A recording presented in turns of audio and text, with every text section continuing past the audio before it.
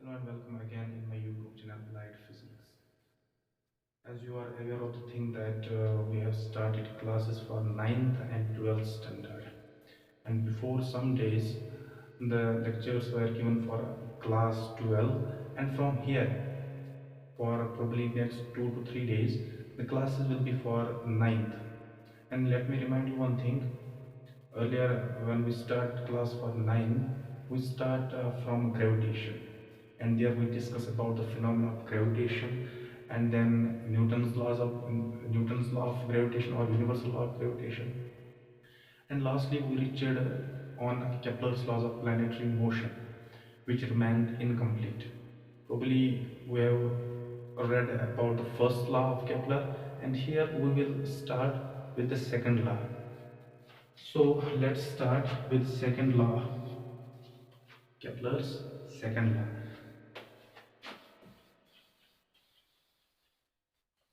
Kepler's second law. This law is also known as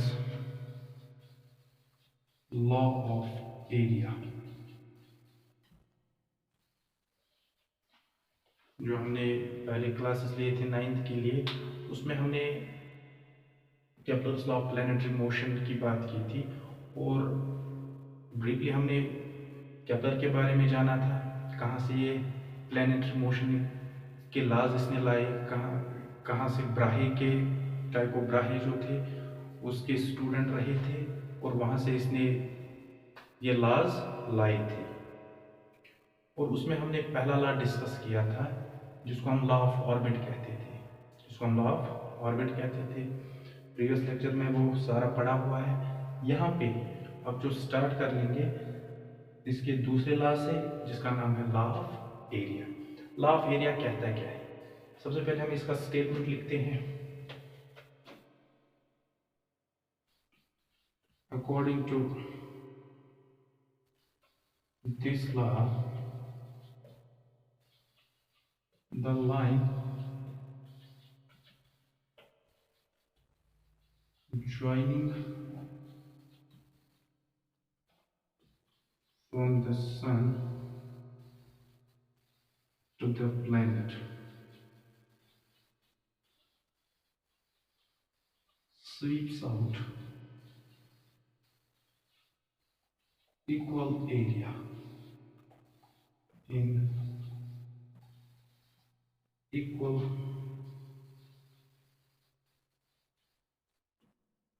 intervals of time।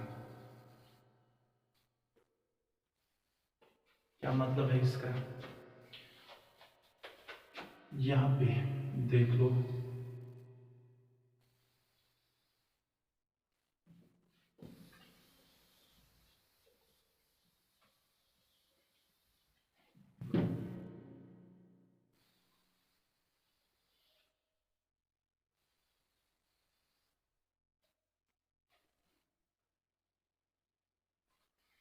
हमने जो पहले law में पढ़ा हुआ है लॉ ऑफ ऑर्बिट में, कि हर कोई प्लैनेट जो है वो सन के अराउंड में घूमता है, but in an elliptical orbit. जो उसका रास्ता होता है वो एक इलिप्स की सूरत में होता है।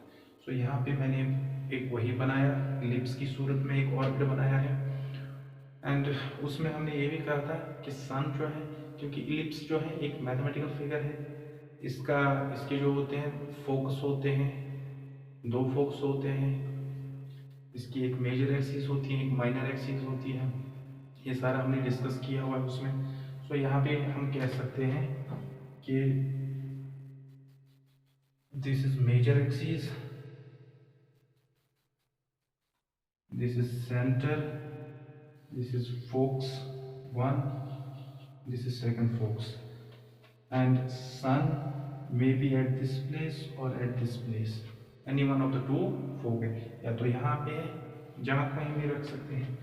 चलो यहाँ पे रख लेंगे। Let us suppose sun is present on this focus. Let us suppose sun is present on this focus, and planet, let's say planet is here at position 1। sun दो में से एक फोकस पे है, planet जो है एज्यूम करके लिया है, चलो यहाँ पे है at position 1 after some time, क्योंकि हम जानते हैं प्लैनेट जो है it is revolving around the sun in this orbit elliptical way में। सो यहाँ पे प्लैनेट है, let's suppose after 1 second, 1 second के बाद टाइम जो हमने लिया हुआ है वो हमने 1 सेकेंड लिया है। 1 सेकेंड के बाद हम नोट कर रहे हैं प्लैनेट जो है यहाँ पे पहुंचा हुआ है एट पोजीशन P2। जब पोजीशन 1 पे था तो कितना दूर था, सिंपली यहां से लाइन खींच लेंगे, दिस मच ऑफ डिस्टेंस। अब जब पोजीशन 2 पे पहुंचा है तो कितना दूर है,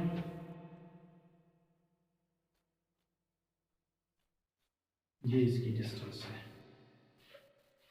पोजीशन 1 पे था, यहाँ पे देख लो पोजीशन 1 पे था, चलते हुए गया ऐसे ऐसे पोजीशन P2 पे पहुंचा।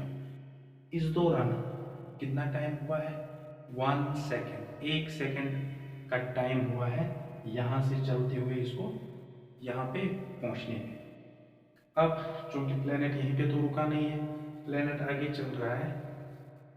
लेट्स सपोज प्लेनेट यहाँ पे पहुंचा है, P2 से इस पॉइंट तक कितना टाइम लगा है वो चीज़ हम मेंशन नहीं कर लेंगे, हम कहेंगे जब ये यहाँ पे पहुंचा एट पोजीशन P3 तब ये सन से कितना दूर है। तो डायरेक्टली हम लाइन खींच लेंगे लाइक दिस, हम कहेंगे इतना दूर है ये सन से। फिर यहाँ पे पोजीशन P3 पे हम फिर से टाइम काउंट कर लेंगे एंड अर्लियर हमने टाइम कितना रखा था 1 सेकेंड, तो यहाँ भी हम कितना टाइम रखेंगे 1 second. After 1 second let's suppose this is at position P4। इसी 1 सेकेंड के बाद ये प्लेनेट जो है यहाँ पे है, कितना दूर है सन से, फिर से लाइन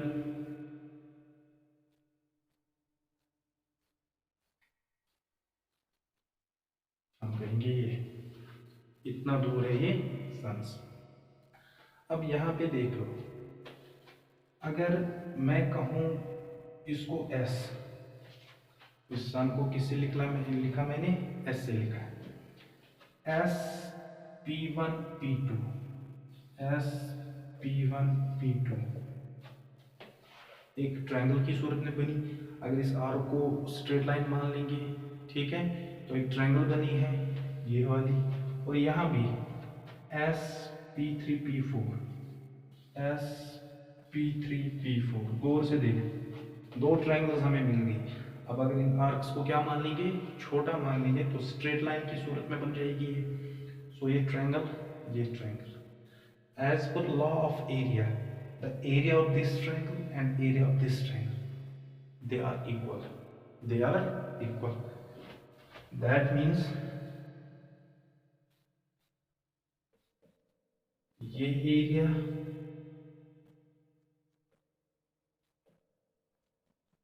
और ये area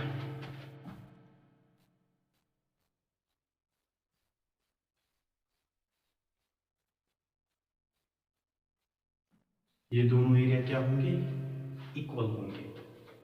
SP1 area of P1 P2 and area of SP3 P4, the areas will be equal, the areas will be equal। इसलिए हम इसका दूसरा स्टेटमेंट ये कह सकते हैं, और aerial velocity of a planet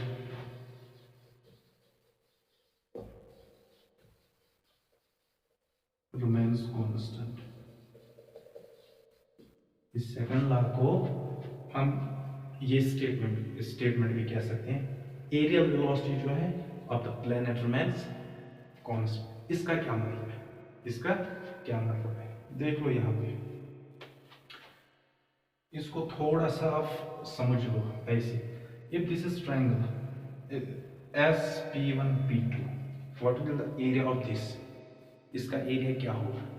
simply इसका एरिया जो होगा, क्योंकि राइट ट्राइंगल बन जाएगी, तो मैं लिखूंगा area of SP1P2, area of SP1P2। अगर P1 से P2 की ओर चल रहा है, चलना, दैट मीन्स इसके पास वेलोसिटी होगी। लेट्स सपोज यहाँ से इसकी वेलोसिटी V1 है, P3 से P4 जब चला, लेट्स सपोज इसकी वेलोसिटी V2 है। यहाँ पे ये डिस्टेंस, यहाँ पे ये डिस्टेंस जो है that will be let's suppose R, और यहाँ पे जो है मान लीजिए R1 है, ये डिस्टेंस जो है R2 है, ये डिस्टेंस जो है R2 है। अब एरिया ऑफ ट्राइंगल SP1P2 कितना होगा? क्योंकि राइट ट्राइंगल है, सो इट विल बी 1/2 बेस क्या लेंगे? R1, and altitude straight line की सूरत में V1। तो इस ट्राइंगल का एरिया ये होगा। What will be the area of that SP3, area of S triangle SP3P4, same R2V2, ये वाला एरिया होगा, ठीक है। And as per the statement these areas are same, so 1/2 R1V1 is equal to 1/2 R2, 1/2 1/2 cancel out हो जाएगा। यहाँ पे क्या रहा? अब V वाले जो है इनको एक तरफ कर लेंगे, R वाले जो है इनको एक तरफ कर लेंगे। सो V1 अपॉन V2 यहाँ पे है, इसको यहाँ लाया, इक्वल टू R2 यहाँ पे है, इसको यहाँ ले जाएंगे तो R1। If ratio of V1 V2, if ratio of V1, let's suppose it's V, ratio of V1 V2 कितना है? V. See here it's 1, here 1 is in numerator, but here 1 is in denominator. Here 2 is in denominator, here 2 is in numerator. That means this portion is reciprocal of this, या हम ये कह सकते हैं कि अगर ये जो है V है और ये जो है ये R है, बट किस तरह से उल्टा है, तो हम कह सकते हैं it's 1 upon R, it's 1 upon, क्योंकि यहाँ पे 1 है न्यूमरेटर में, यहाँ पे 1 है डिनोमिनेटर, यहाँ पे 2 है डिनोमिनेटर में, यहाँ पे 2 है न्यूमरेटर में। अगर ये V के बराबर और ये R के बराबर, बट दिस इज 1/R, क्योंकि इसका उल्टा है, इसका क्या है? उल्टा है। So as per this relation V is inversely proportional to R. R is simply यहाँ पे distance, R is simply यहाँ पे क्या है? distance है। सो इसका क्या मतलब है? इसका क्या मतलब है? अगर हमने ये वाली डिस्टेंस और ये वाली डिस्टेंस, तो इसके कंपैरिजन में ये वाली डिस्टेंस और ये वाली distance, V, that is velocity. Velocity is this, from P1 to P2, from P3 to P4, its velocity. And R, it is distance from either from S to P1, S to P2, S to P3, S to P4. This is actually the general relation. Here we relate this as the general relation. अब देख लो यहाँ पे velocity ज्यादा होगी, that means उस time distance क्या होगी between sun and planet? कम होगी, क्योंकि ये क्या है? रेसिप्रोकल में है, रिलेशन है वेलोसिटी और डिस्टेंस के बीच। किस तरह की? इनवर्स में है। दैट मीन्स एक ज्यादा होगा तो ऑब्वियसली एक कम होगा, एक ये वाला ज्यादा होगा तो ऑब्वियसली ये वाला कम होगा। वही चीज यहाँ पे whether this velocity और this velocity, जिसकी भी बात कर लेंगे, अगर यहाँ पे कर लेंगे एज पर आर्क ज़्यादा है, ये आर्क को देख के ये जो है P1 और P2 की डिस्टेंस ज़्यादा है, दैट मीन्स यहाँ पे वेलोसिटी ज़्यादा होगी। यहाँ पे क्या होगी? वेलोसिटी इन 1 सेकेंड, इसी 1 सेकेंड में P3 और P4 इसके बीच जो आर्क है छोटी है, दैट मीन्स वेलोसिटी कम होगी। यहाँ पे वेलोसिटी क्या होगी? कम। तो यहाँ पे वेलोसिटी ज़्यादा है, यहाँ पे वेलोसिटी कम है, एक चीज़। दूसरा, यहाँ पे distance from S to P1 क्या है? कम है, बट यहाँ पे distance from S to P3 क्या है? ज़्यादा है। इसका क्या मतलब? जब डिस्टेंस कम होगी तो वेलोसिटी क्या होगी? ज़्यादा। जब डिस्टेंस ज़्यादा होगी वेलोसिटी क्या होगी? इस रिलेशन से भी यही पता चलता है, डिस्टेंस कम होगी तो ऑब्वियसली वेलोसिटी ज़्यादा होगी, वेलोसिटी कम होगी ऑब्वियसली डिस्टेंस ज़्यादा होगी। इसका क्या मतलब है? इसका ये मतलब है कि प्लैनेट जो है जब सन के नज़दीक होता है तब तेज चलता है, जब प्लैनेट सन से दूर होता है तब स्लो चलता है। हम इसका ये मतलब कह सकते हैं।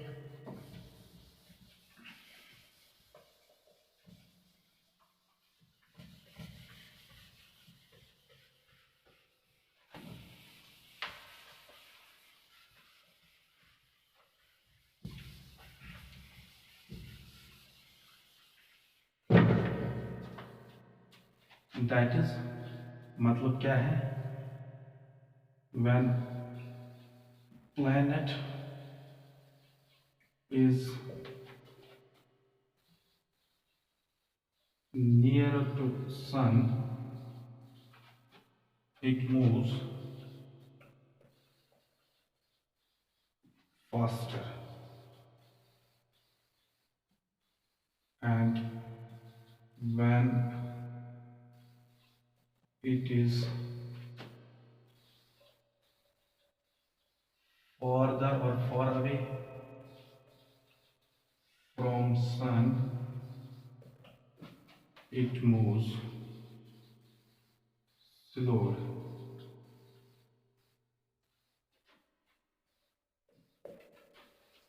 When nearer to sun, moves faster. When farther from sun, moves slower.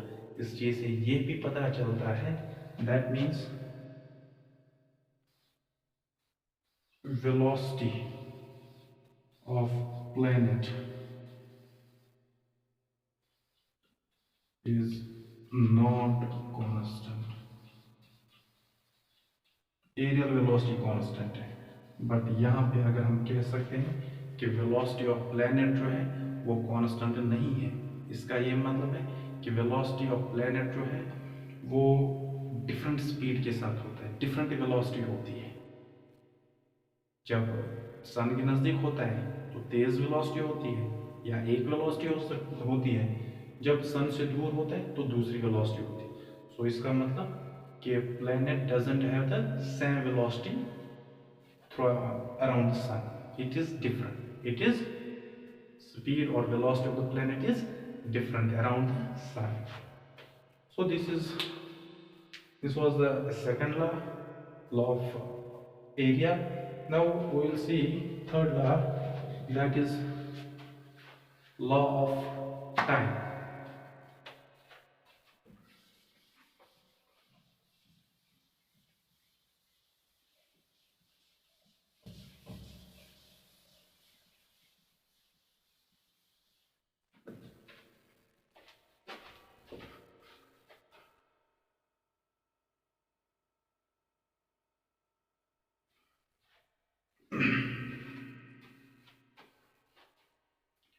Now we will see the third law.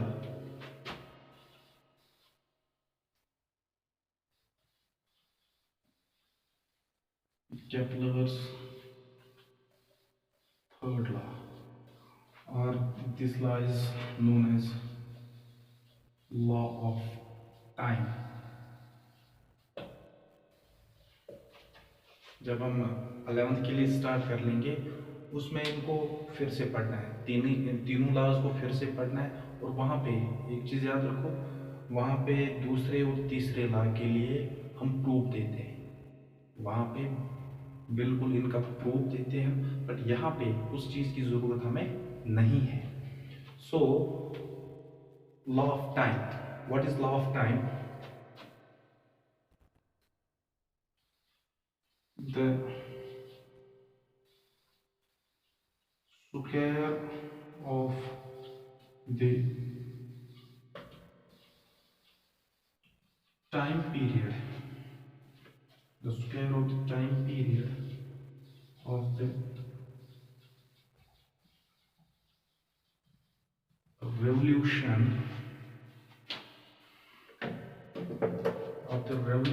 of planet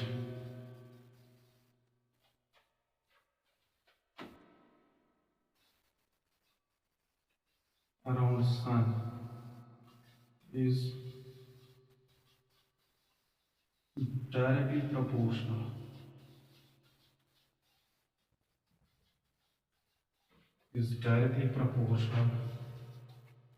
to the cube of mean distance, that's average distance from its center of ellipse, proportional to the cube of mean distance of the planet from the sun. This is the third law. Square of time period is proportional to cube of mean distance. Cube of mean distance. That is, t square is proportional to r cube, where r is its mean distance from the sun to the center of the ellipse. To the center of the, असल में है ये t square is proportional to a cube. This is the right one. असल में ये है, but फिलहाल ये हम देख लेंगे जब हम 11th के लिए पढ़ लेंगे, तब हम आर क्यूब नहीं लेंगे, ए क्यूब लिखेंगे, ठीक है। बट यहाँ पे इस टाइम आप कह सकते हो it's R cube, it's R cube. So this is like this, T square proportionality की जगह इक्वल, चलो कोई कांस्टेंट के and R cube, t square upon r cube is equal to t square upon r cube is equal to constant, that constant is k, यहाँ पे कौन सा है वो, k. So ratio of square of the time period to the cube of mean distance of a planet, it is constant, it is. So इस statement को इस तरह से भी लिख सकते हैं, फ्रॉम दिस हम इस स्टेटमेंट को क्या लिख सकते हैं,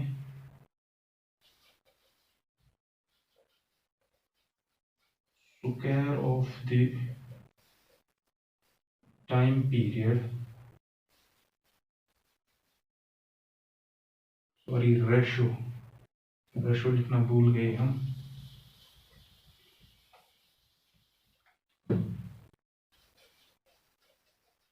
ratio of square of time period to the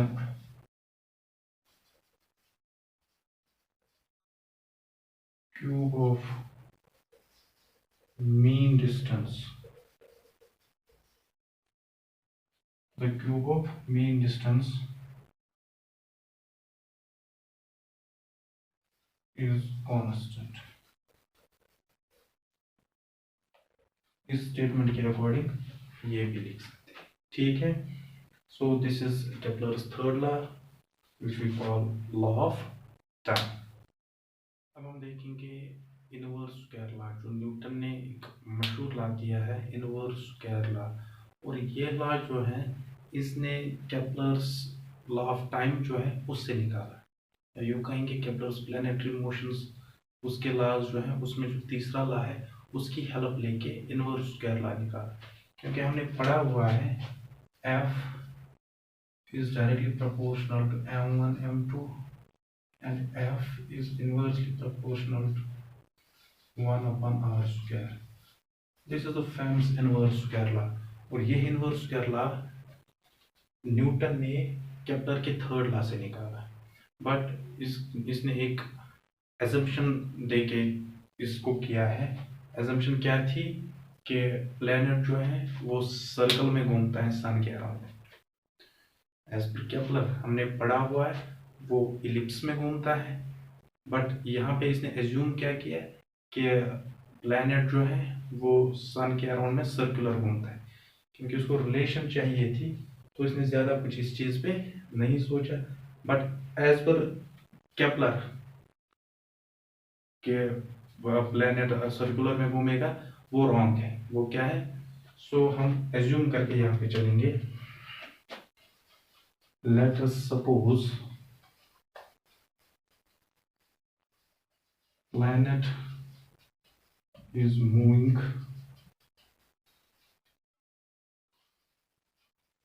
around sun in a circular path of radius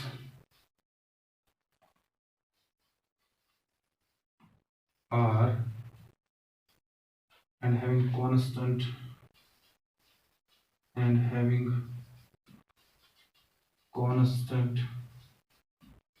mass m and velocity v। क्योंकि जब सर्कल में चलेगा सर्कुलर पाथ में तो ऑब्वियसली कांस्टेंट वेलोसिटी और कांस्टेंट मास होगा इसका।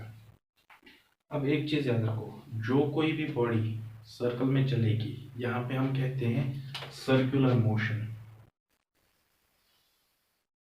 यहाँ पे सर्कल, कोई भी बॉडी जो सर्कल में चलती है उसको सर्कल में कौन घुमाता है? ऑब्वियसली घुमाने के लिए फोर्स तो चाहिए। यहाँ पे भी वो फोर्स जो है वो फोर्स कौन देता है? उस फोर्स को नाम हम देते हैं सेंट्रीपिटल फोर्स। इसी तरह न्यूटन ने क्या कहा? इसने कहा सन और प्लैनेट, या प्लैनेट जो सन के अराउंड में घूमता है सर्कल में घूमता है, इनके बीच फोर्स है जो इसने कहा ग्रेविटेशन फोर्स है।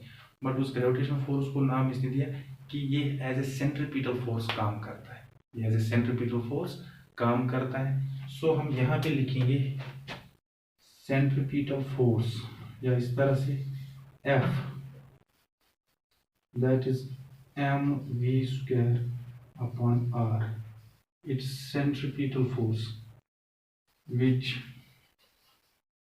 acts as gravitational force between planet and sun। ये सेंट्रीपिटल फोर्स है जो एक्ट क्या कर लेगा? ऐसे ग्रेविटेशन फोर्स किस किसके बीच? प्लैनेट और सन के बीच। ठीक है। अब एक चीज, प्लैनेट यहाँ पे है, घूम रहा है सन के अराउंड, तो यहाँ से जब निकला है ऐसे चलते हुए वापस यहाँ पे पहुंचा। So one complete round, one complete cycle करने में इसको कितना टाइम लगा? उस टाइम को हम कहते हैं टाइम पीरियड। तो हम कहेंगे time period of one revolution, that will be known as t। Time याद रखो, टाइम किसके बराबर होता है? Distance upon speed. टाइम के लिए फॉर्मूला क्या है? Time is distance upon speed. यहाँ पे डिस्टेंस कौन है? यहाँ पे स्ट्रेट लीनियर तो नहीं चल रहा है, यहाँ पे सर्कल में चल रहा है। सर्कल के लिए डिस्टेंस हम क्या कहते हैं? Circumference of the circle. ठीक है, तो हम कहेंगे it is circumference of the circle कितना होता है? सर्कमफ्रेंस कितना होता है? 2 पाई r। If this is distance, if this is radius r, so 2 pi r upon speed की जगह यहाँ पे वेलोसिटी कहेंगे। स्पीड की जगह क्या कहेंगे? वेलोसिटी। नाउ इस v को मैं ऊपर लेता हूँ, t को नीचे, 2πr/t, ये बन जाएगा। ठीक है,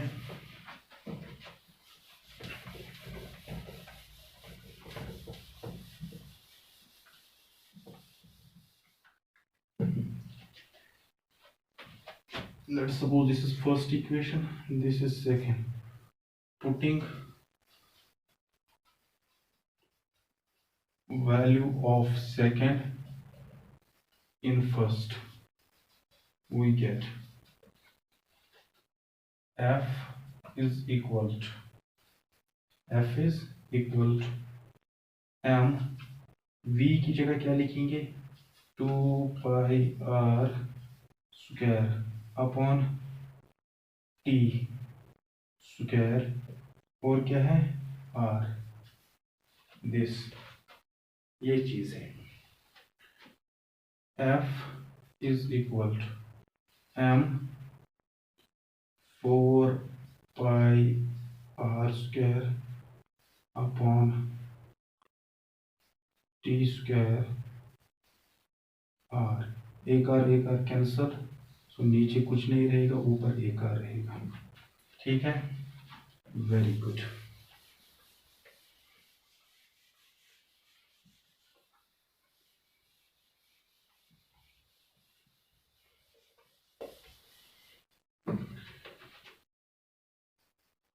According to Kepler's third law, क्या कहता है, time square is constant into R cube. देख लो पीछे ये लिखा था। सो इसका वैल्यू टी स्क्वायर जो है, ये उठा के मैं यहाँ पे दूंगा, तो एफ क्या बनेगा, m 4πr अपॉन टी की जगह क्या लिखूंगा, के are cube.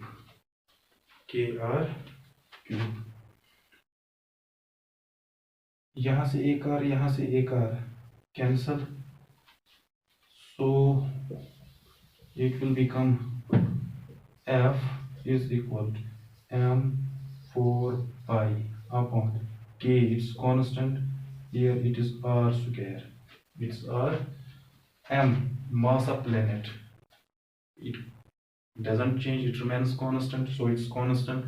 4 is a permanent constant, pi it's also a permanent constant, k as per Kepler's third law it's a constant। ठीक है, तो ये सारे टर्म्स क्या है, कांस्टेंट। इन सारे कांस्टेंट्स की जगह एक ही कांस्टेंट लिख सकते हैं, इन सारे कांस्टेंट्स की जगह क्या लिखेंगे, एक ही कांस्टेंट लिखेंगे। तो f इज इक्वल टू, मैं बड़ा के लिखूंगा, इनटू 1, नीचे क्या रहा r स्क्वायर, और f is directly proportional, constant into proportionality, constant into equal, ये। So this is the famous Newton's inverse square law which we always use. Coulomb's law जो आगे पढ़ लोगे आप, उसमें भी यूज होता है फिर। ठीक है, so it is the proof of inverse square law. So I think it's enough for today. Next we will see acceleration due to gravity and then free fall. So till then, goodbye.